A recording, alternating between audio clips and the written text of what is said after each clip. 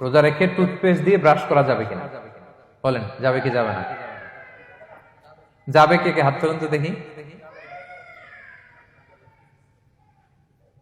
হ্যাঁ, মাত্র একজন, দুইজন, তিনজন, চারজন, পাঁচজন, ছজন, দল ভারী হচ্ছে আস্তে আস্তে।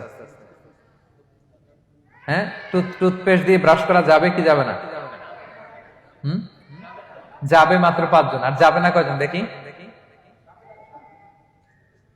যাবে না, অনেকে যাবে না, অনেকে হাত তোলে না, ভাবছে কোন জায়গায় হাত তুলে কোন বিপদে পড়ি। চুপচাপ দেখি যে কোনটা জিতে। যাবে না? যাবে না, দল ভারী না?